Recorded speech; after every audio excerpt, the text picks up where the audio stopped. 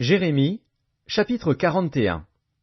Au 7e mois, Ismaël, fils de Néthania, fils d'Élishama, de la race royale, vint avec des grands du roi et 10 hommes auprès de Guédalia, fils d'Achikam, à Mitzpa. Là, ils mangèrent ensemble à Mitzpa.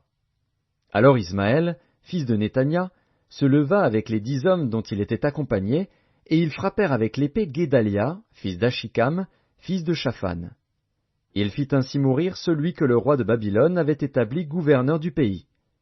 Ismaël tua encore tous les Juifs qui étaient auprès de Guédalia à Mitzpa, et les Chaldéens qui se trouvaient là, les gens de guerre.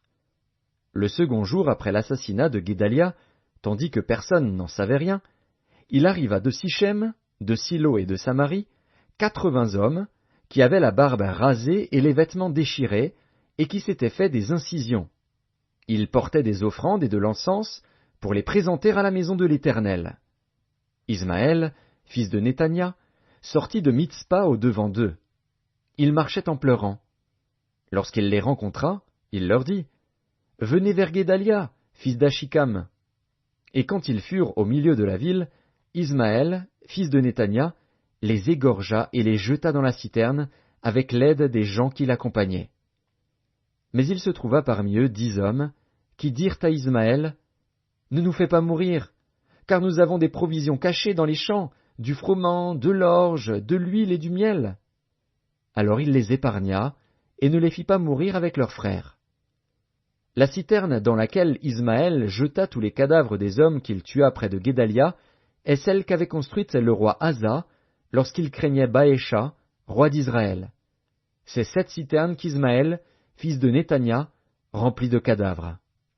Ismaël fit prisonnier tous ceux qui restaient à Mitzpa, les filles du roi et tous ceux du peuple qui y demeuraient, et que Nebuzaradan, chef des gardes, avait confié à Guédalia, fils d'Achikam. Ismaël, fils de Néthania, les emmena captifs, et partit pour passer chez les Ammonites. Jochanan, fils de Caréar, et tous les chefs des troupes qui étaient avec lui, furent informés de tout le mal qu'avait fait Ismaël, fils de Néthania. Ils prirent tous les hommes, et se mirent en marche pour attaquer Ismaël, fils de Néthania. Ils le trouvèrent près des grandes eaux de Gabaon. Quand tout le peuple qui était avec Ismaël vit Jochanan, fils de Caréar, et tous les chefs des troupes avec lui, il en eut de la joie. Et tout le peuple qu'Ismaël avait emmené de Mitzpa se retourna, et vint se joindre à Jochanan, fils de Caréar.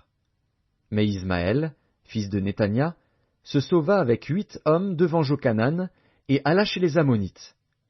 Jochanan, fils de Caréar, et tous les chefs des troupes qui étaient avec lui, prirent tout le reste du peuple, et le délivrèrent des mains d'Ismaël, fils de Néthania, lorsqu'il l'emmenait de Mitzpa, après avoir tué Guédalia, fils d'Achikam. Hommes de guerre, femmes, enfants, eunuques, Jochanan les ramena depuis Gabaon.